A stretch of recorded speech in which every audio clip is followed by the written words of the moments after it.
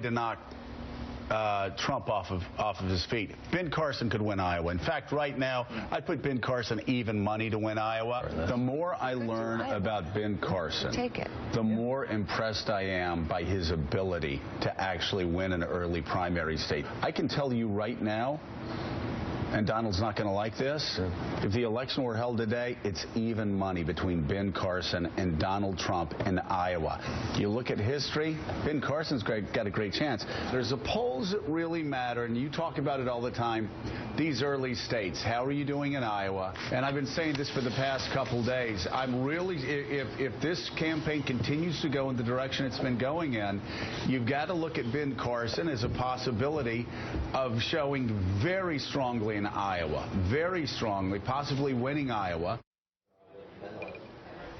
That was Joe Scarborough the past few days with his take on Ben Carson's chances in Iowa. Cue this morning's new Iowa poll. Ben Carson has opened up an 8-point lead over Donald Trump, 28% to 20%.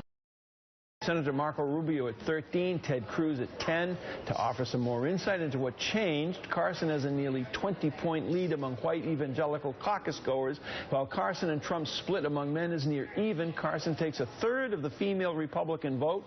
Marco Rubio ahead of Trump at 15 and Trump at 13. Trump is still viewed as the strongest on key issues among all Iowa Republican voters by almost 30 points on the economy and illegal immigration, 20 points on taxes, though Marco Rubio just barely edges him on foreign policy, 18% to 17%. I am virtually clueless about what's going on with Ben Carson and the Republican Party, so I turn to Nicole Wallace and Kathleen Parker. Nicole, you first. You tell me. Well, Ben Carson has been building an army of supporters and activists for years, much, outside of the view of the mainstream media, but he's a regular figure on the Fox News broadcasts in prime time, and he's got a large number of supporters that read his book. I think there was actually a movie made about him, about his past as a surgeon, and I'm sure Kathleen can tell you he's someone that evangelicals and sort of the Huckabee Santorum wing of the party has always liked, right?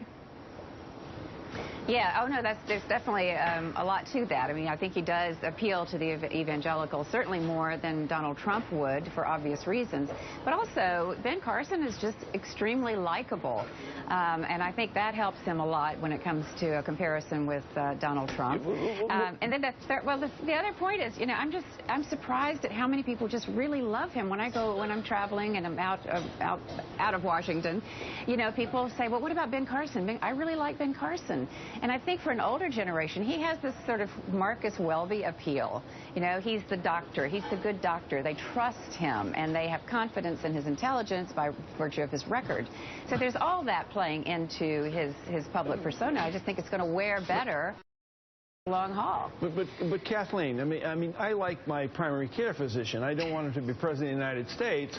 Ben Carson, everybody says Ben Carson is so likable. I guess he is likable. But listen to what he says, some of the things he says. So I'm going to ask the both of you again.